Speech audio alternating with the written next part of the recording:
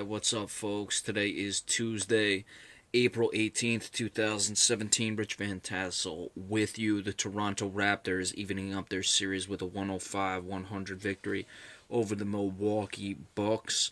I missed most of this game, watched about the first quarter and a half, and the Celtics game got on. I was watching that Celtics game, went to halftime.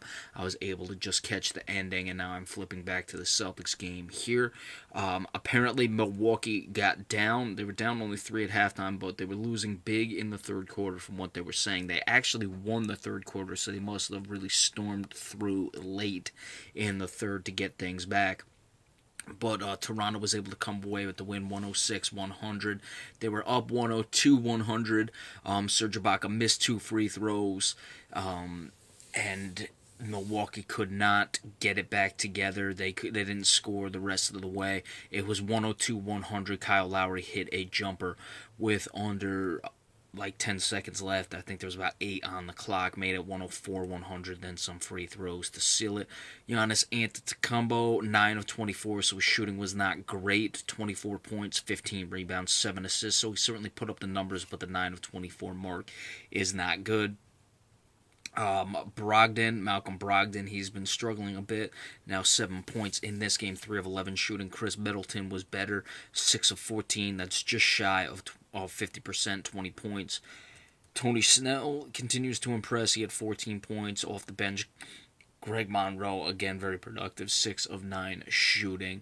18 points, 4 rebounds. For the Raptors, Serge Ibaka, another solid performance. His shooting wasn't spectacular, 6 of 15, but had 16 points. Jonas Valanciunas, 10 points, 10 rebounds. Kyle Lowry, a good night. He really needed that. We've known his playoff struggles, 22 points, 5 assists, 4 rebounds on 6 of 12. DeMar DeRozan, 23 points on 9 of 18, only 0 of 1 from behind the arc. We know that's what he does.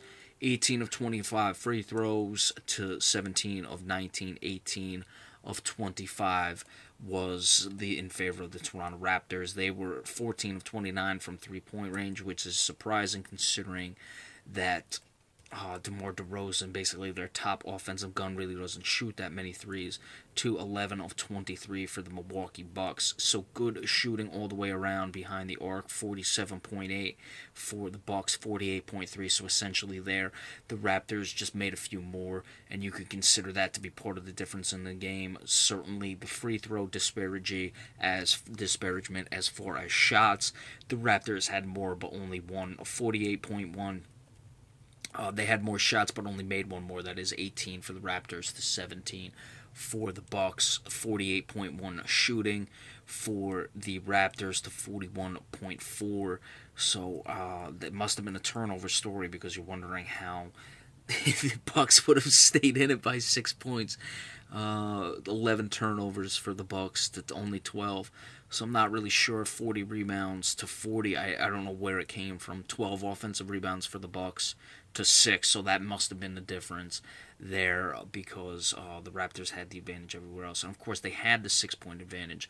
So that's certainly in that regard as well. So Milwaukee was able to get the win. They didn't fold up shop. You figured, a team that gets the win, the lower seed gets the win on the road in game one, would maybe take things lightly. If they were down big in the third quarter, would say, all right, we got what we took, and we'll just go home and, go through the motions the rest of the way. They did not do that. They tried to come back. They had a couple chances to get it together.